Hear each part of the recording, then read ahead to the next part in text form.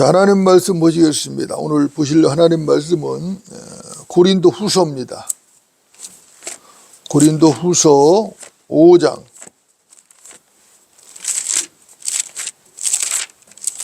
고린도 후서 5장입니다.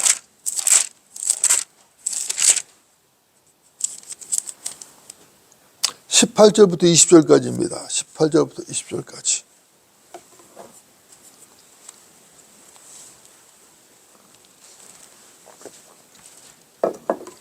고린도 후서 5장 18절부터 20절까지. 제가 받들어 읽겠습니다. 모든 것이 하나님께로부터 났으며 그분께서는 예수 그리스도를 통하여 스스로 우리와 화해하셨고 화해의 직분을 우리에게 주셨으니 즉 하나님께서 그리스도 안에 계셔서 세상을 자신과 화해하게 하시며 그들의 죄과를 그들에게 돌리지 아니하시고 우리에게 화해의 말씀을 맡겨주신 것이라. 그러므로 이제 우리는 그리스도를 대신한 대사들로서 하나님께서 우리를 통하여 너희를 권면하신 것 같이 우리도 그리스도를 대신하여 너희에게 간구하노니 너희는 하나님과 화해하라. 아멘. 오늘 말씀의 제목은 하나님과 화해하라. 하나님과 화해하라는 제목으로 말씀을 듣겠습니다. 여러분도 어떻습니까? 사람이 화해를 한다는 것은 매우 중요하죠? 화해를 한다는 것은 뭔가 적지고, 그죠? 촉지고, 불편했던 관계를 청산하는 것이죠. 그래서 관계를 화목하게 회복했다는 얘기인 것입니다. 사람은 누구나 행복하기를 원하죠. 그러나 불편한 관계에서는 결코 행복할 수가 없죠. 그래서 화해를 하고 불편한 관계를 반드시 청산을 해야 하는 것입니다. 특히나 하나님과의 관계가 틀어졌다면 그것도 문제가 심각하죠. 하나님과의 관계가 틀어졌다면 그 사람은 모든 게 엉망진창인 것이 틀림없습니다. 하나님과의 관계가 틀어졌다는 것은 사실상 모든 게 다 틀어진 것이에요. 아니 목사님, 하나님과의 관계가 틀어졌는데 왜 모든 게 틀어진 겁니까? 이렇게 항변하는 분이 있을지도 모릅니다. 그러나 틀어진 거예요. 하나님 관계가 틀어졌다고 해도 다른 것들을 얼마든지 바르게 할 수 있습니다. 이렇게 항변하는 사람이 있을 수도 있어요. 그러나 그런 게 아니죠. 하나님과의 관계가 틀어지면 모든 게 틀어진 것입니다. 여러분들 맞습니까? 여러분들 아담을 한번 생각해 보십시오. 아담이 타락한 후에 어떻게 되었습니까? 아담은 에덴 동산에서의 그 행복, 에덴에서 행복을 완전히 상실했죠. 아담 부부는 형벌을 받고 에덴에서 쫓겨났습니다. 땅은 아담으로 인하여 저주를 받았죠. 여러분들 창세기 3장 한번 보겠습니다. 창세기 3장. 창세기 3장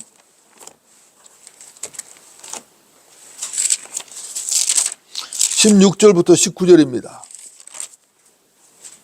16절부터 19절까지 창세기 3장. 제가 받들어 읽겠습니다.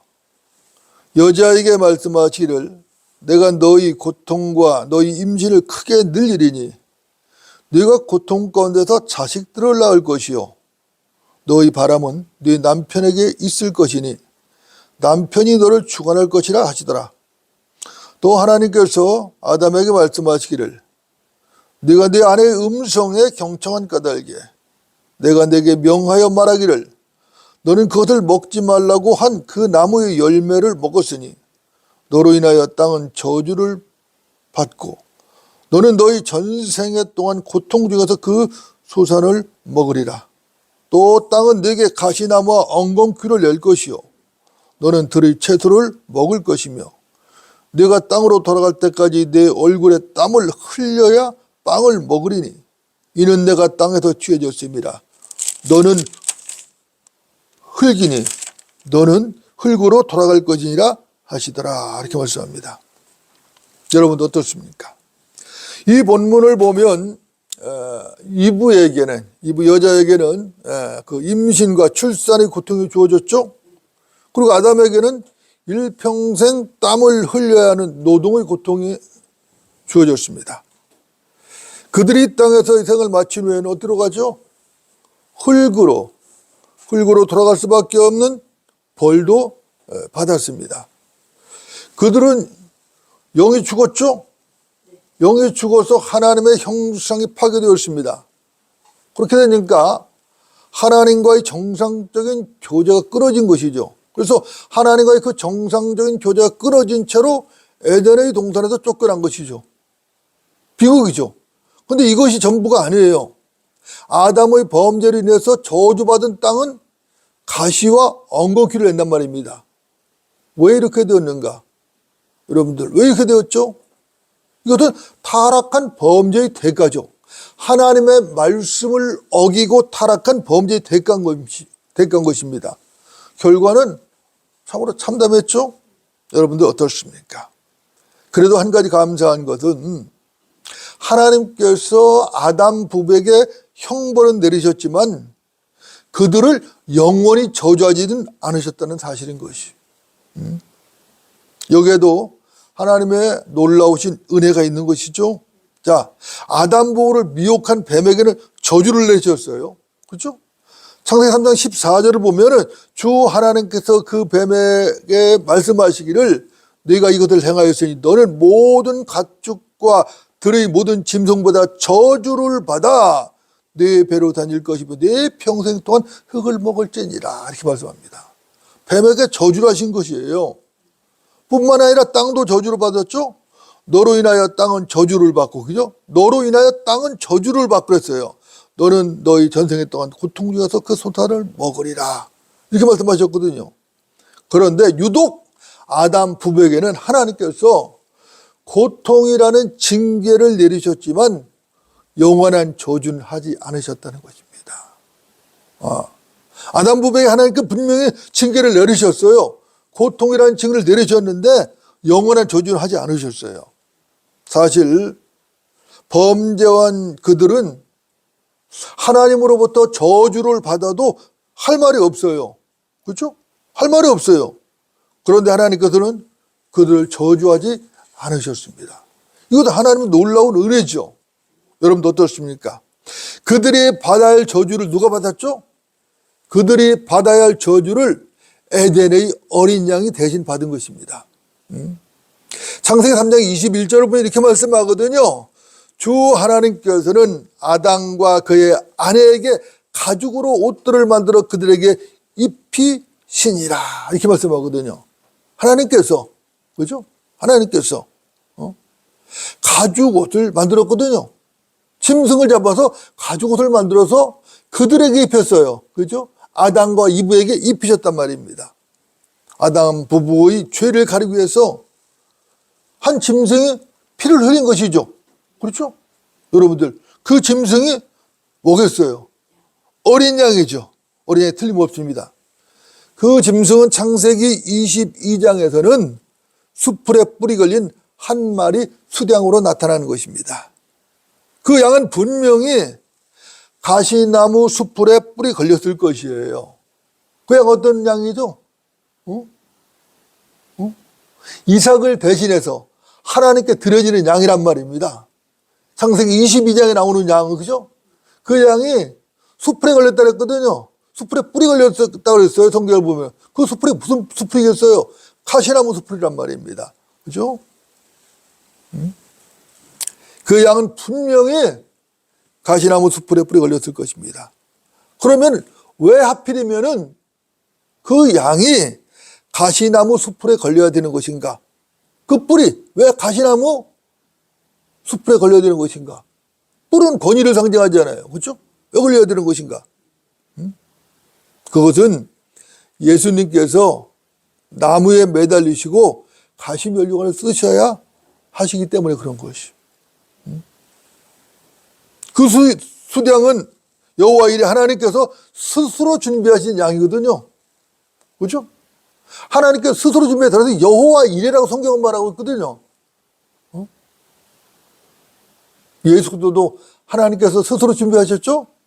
독생자 예수 그리스도 그분이 직접 오셨다고. 그렇죠? 하나님께서 누구와도 상의하지 아니하시고 하나님의 뜻에 따라 계획에 따라 오셨다고. 그죠? 이 수량이 요한복음에서는 세상 죄를 제거하는 하나님의 어린 양으로 나타난 것이거든요. 그죠? 보라, 세상 죄를 제거하는 하나님의 어린 양이라. 요한복음 1장 29절이죠? 보라, 세상 죄를 제거하는 하나님의 어린 양이라. 누구 보고 한 말이에요, 이게요? 예수 그리스도를 보고 한 말이란 말이에요. 그죠? 여러분도 어떻습니까? 예수 그리스도 이분은 침례인 요한보다 늦게 오셨어요. 얼마 늦게 오셨어요? 6개월. 6개월 늦게 오셨지만 침례 요한보다 그분은 앞선 분이거든요. 앞선 분입니다. 그분은 알파 오메가죠? 처음과 끝이셔요. 그죠? 영원하신 분이란 말입니다. 그분은 말씀이 육신되어 이 땅에 오신 하나님이시죠? 그분은 주 예수 그리스도십니다. 그분은 죽은 자들을 살리시려고 생명으로 이 땅에 오셨어요. 요한복음 3장 한번 볼까요? 요한복음 3장. 요한복음 3장입니다.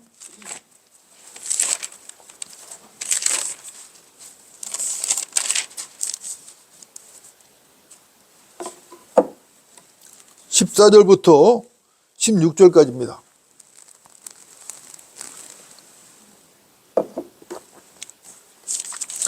저 받들어 읽겠습니다. 모세가 광야에서 뱀을 들어올린 것 같이 인자도 그렇게 들려 올려져야만 하리니 이는 그를 믿는 사람은 누구든지 멸망하지 않고 영생을 얻게 하려 하심이니라. 하나님께서 세상을 이처럼 사랑하셔서 그의 독생자를 주셨으니 이는 그를 믿는 사람은 누구든지 멸망하지 않고 영생을 얻게 하려 하심이니라. 이렇게 말씀합니다. 여러분들 어떻습니까? 아멘이시죠? 그죠? 이 본문은 너무나도 중요한 본문입니다. 그래도 우리도 이 본문을 자주 다루게 되는데요. 성경 66권 중에서 그 어느 한 권도 중요하지 않은 성경책이 없고 어느 한 구절도 중요하지 않은 구절이 없어요. 다 중요합니다. 하지만 그 중에서도 특히 이 본문에 나오는 16절은 성경에서 요절 중에 요종이라고 불릴 정도로 중요한 것입니다.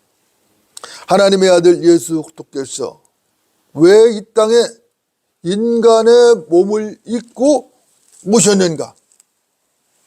그를 믿는 사람은 누구든지 멸망하지 않고 영생을 얻게 하기 위해서 오셨다고 지금 성경은 말씀하고 있는 거예요. 그렇죠?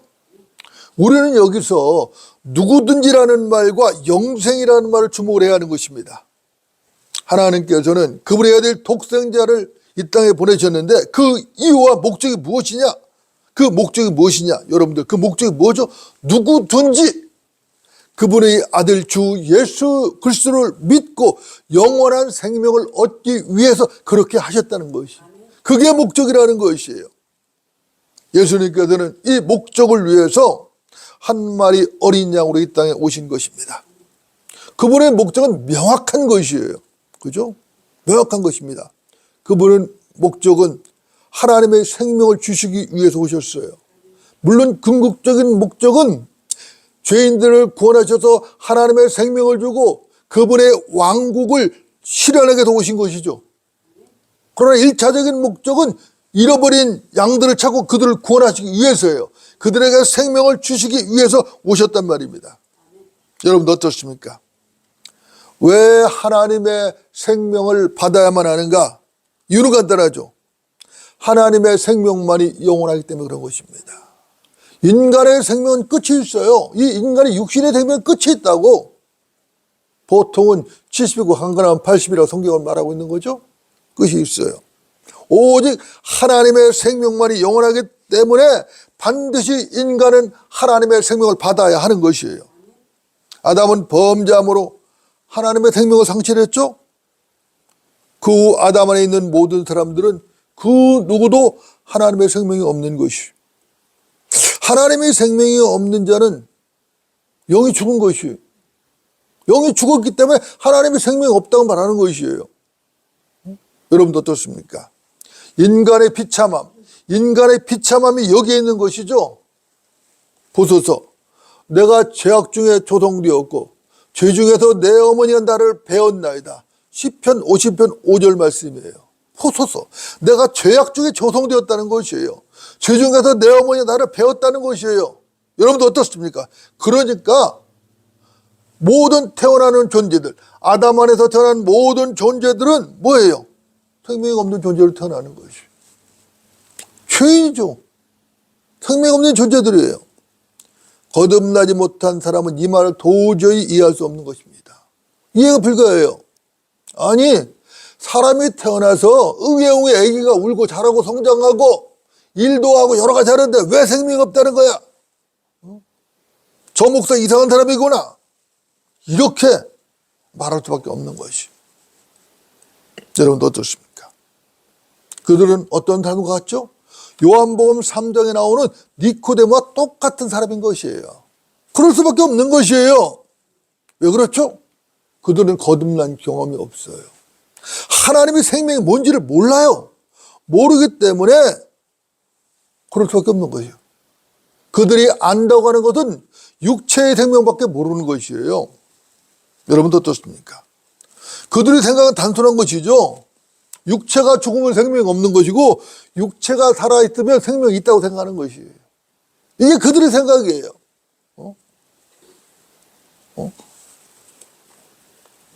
이것이 구원받지 못한 이 세상의 모든 자연인들의 생각이란 말입니다. 그들은 사람의 일밖에 몰라요. 그들은 하나님의 일에 관해서는 아는 바가 전혀 없어요. 그렇다면 그들이 왜 하나님의 일을 모르는가? 왜 하나님의 일에 대해서 아는 바가 없는 것인가? 왜 그렇죠? 하나님의 영이 없기 때문에 그런 것이죠. 그렇죠? 사람이 거듭나지 않는 한 하나님의 일을 알 수 있는 방법은 없어요. 사람이 거듭나지 않으면 하나님의 일을 알 수가 없어요. 사람의 일을 그 사람 안에 있는 사람의 영이 아니면 누가 알리요? 이와 같이 하나님의 일도 하나님의 영이 아니면 아무도 모르느니라. 고린도전서 2장 11절이에요.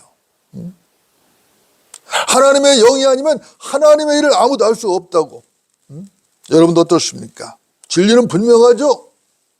진리는 군더더기가 없어요. 명쾌한 것입니다. 하나님의 영이 없다면 그 사람은 하나님의 생명이 없는 것입니다. 하나님의 생명이 없다면 그 사람은 하나님의 일에 관한 시체예요. 아무것도 모르는 것이에요. 하나님께서는 그런 사람을 뭐로 취급하죠? 죽은 자로 취급하시는 거예요. 마태복음 8장 22절을 말씀합니다. 죽은 자들로 그들의 죽은 자를 장사 지내게 하라. 자, 죽은 자들로 그들의 죽은 자들을 장사 지내게 하라. 여러분들 이 말씀의 의미를 아시죠? 하지만 거듭나지 않은 세상 사람들은 이 말씀이 무슨 뜻인지를 모른다고. 아니, 죽은 자가 어떻게 죽은 자를 장사 지내? 시체가 어떻게 시체를 장사 지내? 말도 안 돼. 성경 틀렸네. 엉터리네. 이렇게 나오는 거예요. 그들은 이 말씀을 절대로 할 수 없어요. 왜 그렇죠? 하나님의 영이 없어서 그래요. 그래서 사람은 반드시 거듭나야만 하는 것입니다. 예수님께서 분명히 말씀하셨죠? 육신으로 난 것은 육이요 또 성령으로 난 것은 영이라. 내가 너희는 거듭나야만 한다고 말하는 것을 이상하게 여기지 말라. 육신이란 건 육인 것이에요. 성령이란 건 영인 것이죠. 그러니까 내가 너에게 거듭나야만 한다고 말한 것을 이상하게 여기지 말라고 주께서 말씀하셨어요. 거듭나지 못한 사람들은 이걸 이상하게 여긴다고. 왜 뭘 거듭나야 돼? 나 이렇게 살아있는데 그게 무슨 말이야? 이해를 못한다고. 진실로 진실로 내가 너에게 말하노니 사람이 거듭나지 않으면 하나님 나라를 볼 수 없느니라. 요한복음 3장 3절이죠. 진실로 진실로 내가 너에게 말하노니 사람이 거듭나지 아니하면 하나님 나라를 볼 수 없느니라. 그래요. 거듭나지 않으면 하나님 나라를 전혀 볼 수가 없어요. 하나님의 나라를 볼 수 없으니까 소망이 있어요, 없어요? 없죠. 하늘에 무슨 소망이 있어요? 하늘에는 소망이 없다고. 하늘에 대한 소망이 없으니까 무슨 소망이 있어요? 땅에 대한 소망이 있어요. 땅에 있는 거 보이잖아요. 그죠? 그러니까 땅에 있는 것들에 목숨을 메고 살아가는 거예요. 목을 메고 살아가는 거예요. 여러분 어떻습니까? 거듭나야만 한다는 것은 예수님께서 괜히 하신 말씀이 아니라고.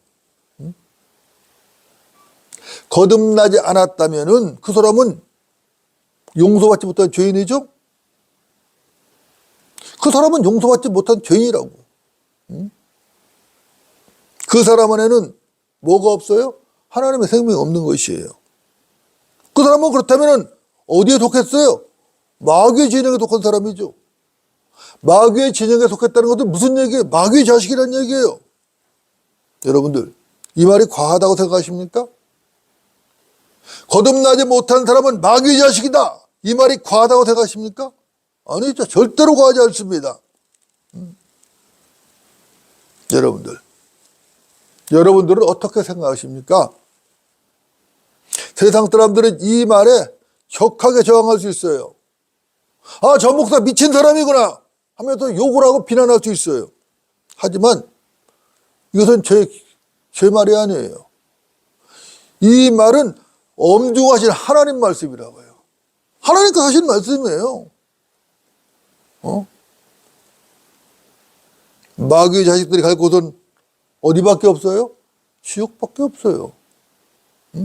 마귀의 자식들이 갈 곳은 지옥밖에 없다고. 불과 유황이 타는 그 지옥밖에 갈 곳이 없다고. 마귀의 자식들은 하나님의 원수입니다. 로마서 5장을 한번 볼까요? 로마서 5장. 로마서 5장입니다. 로마서 5장 10절부터 11절입니다.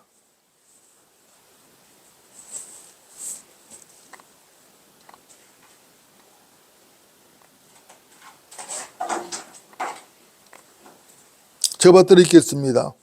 우리가 원수 되었을 때에도, 원수란 말을 주목하세요. 우리가 원수 되었을 때에도 그의 아들의 죽음으로 인하여 하나님과 화해하게 되었으니 더욱더 화해하게 된 우리는 그의 생명으로 인하여 구원받게 되리라. 그뿐 아니라 이제 우리로 속죄를 얻게 하신 우리 주 예수 그리스도를 통하여 하나님 안에서 또한 즐거워하느니라. 이렇게 말씀하고 있어요.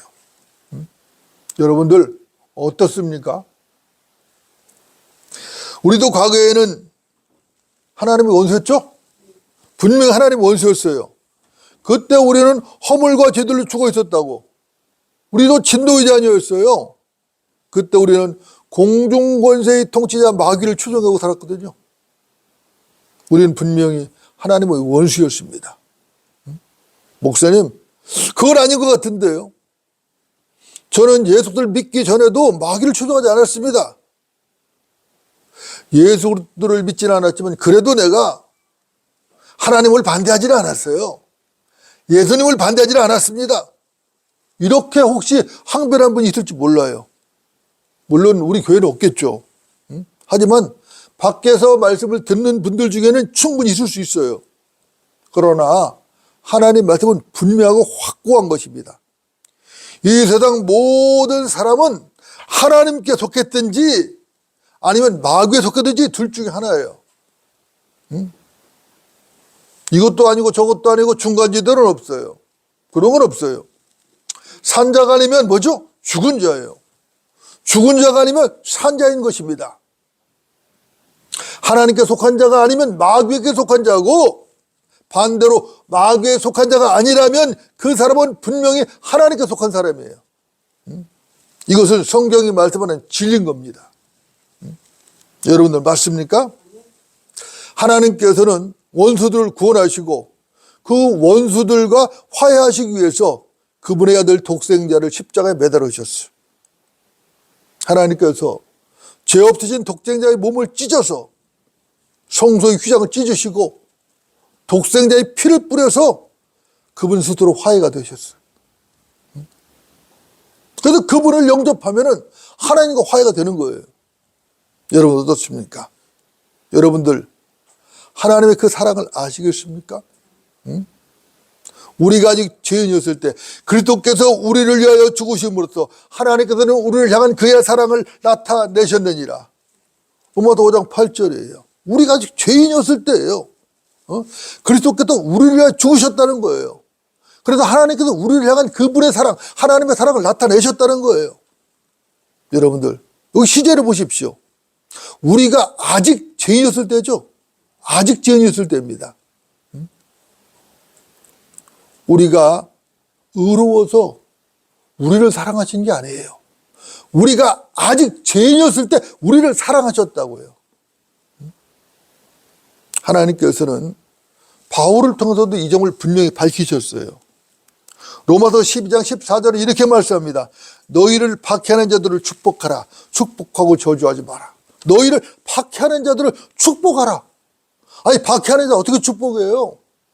사랑하는 자들을 축복하죠. 그런데 성경 말해서 너희를 박해하는 자를 축복하라는 거예요. 축복하고 저주하지 말아요. 로마서 12장 14절입니다. 로마서 12장 20절은 또 이렇게 말씀합니다. 그러므로 내 원수가 줄이거든 먹이고 만일 그가 목마르거든 마실 것을 주라. 이렇게 함으로써 네가 그 머리에 숯불을 쌓을 것이라. 야, 원수가 줄이면 먹이래요. 원수가 목마르면 마실 것을 주래요. 이렇게 하면 어떻게 된다고요? 그의 머리에 숯불을 쌓는 것이래요. 여러분 어떻습니까? 하나님께서는 이 말씀을 몸소 실행하셨어요. 우리 인간의 이 말씀을 실행할 수가 없어요. 근데 하나님은 몸소 실행하셨다고요. 하나님께서는 원수들을 위해서 갈보리 십자가를 지셨어요. 하나님께서 인간의 몸을 입고 경건의 신비로 이 땅에 오셨고, 그죠? 원수된 죄인들을 사랑하셔서 십자가에다 보혈을 흘리셨어요.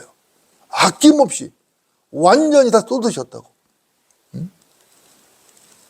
그분이 바로 누구예요? 주 예수 그리스도입니다. 그렇게 죄인들의 머리에 숯불이 쌓인 것이죠. 하나님의 사랑 숯불이 이렇게 쌓여버린 것이에요. 그런데도 완악한 죄인들이 하나님의 사랑을 모르는 거예요. 하나님의 자비를 외면하는 거예요. 하나님의 은혜를 모르는 거 하나님께 대적을 하는 거예요. 오히려 이것이 뭐를 의미하는 거냐? 이 세상 죄인들이 머리에 쌓인 숯불의 뜨거움을 모르는 것이. 여러분 어떻습니까? 제가 직설적으로 여러분에 도전합니다. 여러분은 하나님의 이 사랑에 감격해 보신 적이 있으십니까? 이 사랑에 감격해서 뜨거운 눈물을 쏟아본 적이 계십니까? 있다면 그때가 언제입니까? 기억은 나십니까? 우리는 우리 자신을 스스로 점검할 필요가 있어요. 그렇죠? 나는 과연 무엇 때문에 울고 웃는 것인가? 나는 하나님을 기뻐하는가? 나는 세상을 기뻐하는가? 되돌아봐야 된다고. 나는 도대체 무엇 때문에 울고 웃는 것인가? 우리 주 하나님, 주 예수 그리스도 외에 무엇이 더 필요한 것인가? 우리 주 예수 그리스도 외에 무엇이 더 있어야 만족할 수 있는 것인가? 우리 주 예수 그리스도 외에 무엇이 더 있어야 하나님께 감사할 수 있고 기뻐할 수 있는 것인가? 무엇을 더 얻어야 되는 것인가? 무엇을 더 얻어야 참으로 만족하고 하나님께 감사하며 영광을 돌 수 있는 것인가? 여러분, 우리 모두 정신을 차려야 하는 것입니다. 우리는 예수 그리스도만 있으면 되는 것이에요. 그분 한 분만으로 만족하고 그분 한 분만으로 기뻐할 수 있는 것이에요. 그분 한 분만으로 감사하고 그분 한 분만으로 영광을 돌 수 있는 것이에요. 그분을 얻었다면 모든 것을 다 얻은 것입니다. 그분을 상실했다면 모든 것을 다 상실한 것이에요. 여러분들 맞습니까? 이제 고린도후서 5장을 보고 정리하겠습니다. 고린도후서 5장으로 다시 돌아갑니다. 고린도후서 5장입니다. 18절부터 20절입니다.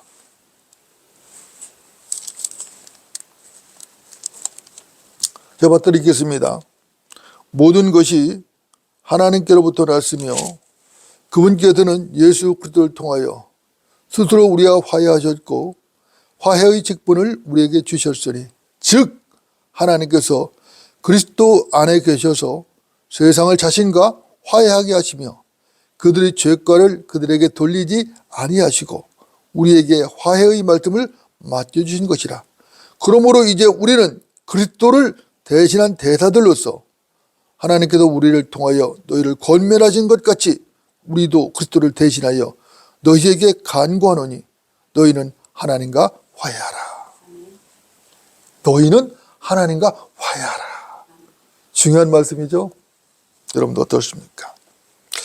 그리스도인은 새롭게 된 사람이죠. 그죠? 거듭나서 모든 것이 새롭게 된 사람입니다. 그러므로 누구든지 그리스도 안에 있으면 새로운 피조물이라. 옛 것들은 지나갔더니 보라 모든 것이 새롭게 되었도다. 고린도후서 5장 17절 말씀이죠. 그죠? 그리스도 안에 있으면은 새로운 피조물이야. 왜? 거듭났기 때문에. 옛 것은 끝났어요. 옛 생명은 끝났어요. 그죠? 이제 새 생명이라고. 그죠? 보라 모든 것이 새롭게 되었도다라고 성경은 말씀합니다. 그리스도는 거듭난 순간 그 순간부터 하나님의 생명으로 새롭게 출발한 사람이죠. 그 하나님의 생명으로 영원을 사는 사람들인 것입니다. 이게 그리스도인이에요. 그죠? 여러분들 맞습니까? 주 예수 그리스도는 하나님의 생명이십니다. 그분은 거듭난 이 몸 안에 생명으로 들어오셨어요. 그리고 여기 사시는 거예요. 여기 사신다고. 저만 그런가요? 아니잖아요. 저만 그런 게 아니라 여러분도 다 마찬가지란 말입니다. 그죠? 예수를 믿고 거듭난 사람은 누구나 다 마찬가지예요. 그죠? 물론 물리적으로 죽게 사신다는 말이 아니죠. 영적으로 사신다는 말이에요. 우리는 본래 진노의 자녀였습니다. 그런데 우리가 하나님 안에서 그리스도 안에서 하나님의 자녀가 된 것이에요. 하나님과의 틀어졌던 관계가 정상으로 회복된 것이란 말입니다. 그렇죠? 우리가 거듭나기 전에는 우리 운명이 뭐였죠? 지옥으로 정해져 있었다고. 근데 우리 거듭난 애는 어디로 정해졌어요? 셋째 하늘 낙원으로 정해졌다고. 그렇죠? 지옥의 그 멸망을 처할 수밖에 없는 그런 자들을 태어났는데 하나님께서 우리를 사랑하신 것이에요. 하나님의 원수였는데 마귀를 추종하면서 하나님의 원수였다는데 하나님께서 우리를 사랑하신 거예요. 원수를 사랑하신 거예요. 아담에게 입혀진 그 가죽옷의 약속을 이루시기 위해서 하나님께서 스스로 인간의 몸을 입으신 것이에요. 스스로 어린 양이 되셔서 십자가를 지신 것이라고. 우리가 아직 원수 되었을 때, 그렇죠? 하나님께서 스스로 그분의 피로 화해하신 것입니다. 우리는 그분의 보혈을 통해서, 그렇죠? 구속, 그 죄의 용서를 받은 것이죠. 그렇죠? 이것이 하나님의 은혜가 아니고 무엇이겠습니까? 상상조차 할 수 없는 하나님의 은혜예요. 세상에 누가 원수를 위해서 자기 생명을 주신단 말이에요. 누가 그런다는 말이에요. 하나님이 왜 그럴 자가 누가 있어요? 없어요, 없어. 여러분들 생각해 보십시오. 이 세상 어디 이런 사랑이 또 있겠는가?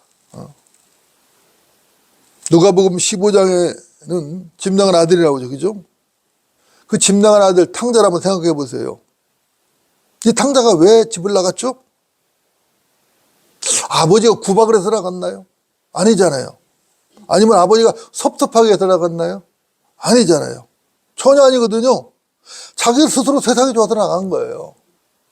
자기 멋대로, 제 멋대로 살고 싶어 나간 거라고. 그죠? 그런데 집을 나간 아들 어떻게 되었죠? 집을 나간 아들은 재산을 낭비했죠? 탕진했다고. 거짓골이 되었어요. 돼지가 먹는 사료 등겨조차 제대로 먹었으면 처리가 됐다고. 곡식 껍질 등겨거든요, 등겨. 그 겨조차 제대로 먹었으면 처리가 됐다고. 완전히 거짓골이 된 거죠. 그 아들은 스스로 말하죠. 나는 더 이상 아들이라고 할 만한 자격이 없다고 생각하고 그렇게 말한 것이. 품꾼들 중에 하나로 삼아달라고 부탁해야 되겠다고 마음먹고 일어나서 아버지께로 간 것이. 자, 아버지께로 하니까 어떻게 했죠? 아버지가 달려가죠. 아들의 목을 껴안습니다. 입을 맞추죠. 가장 좋은 옷을 입힙니다. 손에 가락지를 끼우죠. 발에 실을 신깁니다. 살진 송아지를 잡아서 잔치를 베풀었습니다. 내 아들이 죽었다가 다시 살아났으며 또 잃어버렸다가 찾았습니다. 아버지의 말씀이거든요. 내 아들이 죽었다가 다시 살아났으며 잃어버렸다가 찾았음이라. 얼마나 반가웠으면, 그죠? 나는 더 이상 아들의 자격이 없다. 누가 한 말이에요, 이거 도대체? 아들 스스로 한 말이에요. 아버지는 그런 말 한 적도 없고요. 집 나갔다 가도 자식이 아니라 생각해 본 적도 없어요. 기다렸어요, 그죠? 아버지는 그런 생각조차 해본 적이 없어요. 여러분 어떻습니까? 아버지의 마음을 아시겠습니까? 이 아버지의 마음이 우리 하나님의 마음이라고. 우리 하나님 아버지의 마음이에요. 인자가 온 것은 잃어버린 자를 찾고 또 구원하려는 것이라. 누가복음 19장 10절이죠. 인자가 온 것은 잃어버린 자를 찾고 또 구원하려는 것이다. 예수님께서 이 땅에 오신 목적이, 그죠? 잃어버린 자들 찾아, 잃어버린 혼들을 찾는 것이에요. 그리고 그들을 구원하기 위해서 이 땅에 오신 십자가 지신 것이라고.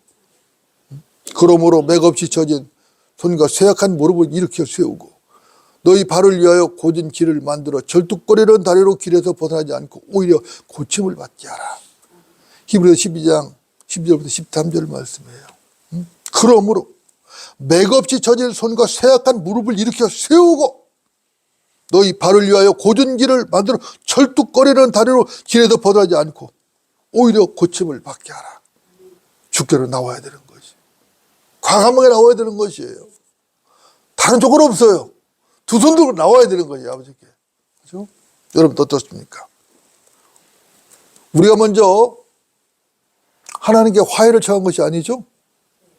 하나님께서 스스로 우리들과 먼저 화해를 하셨어요. 세상 죄를 제거하시고 화해의 손길을 내미셨죠. 문제는 뭐냐?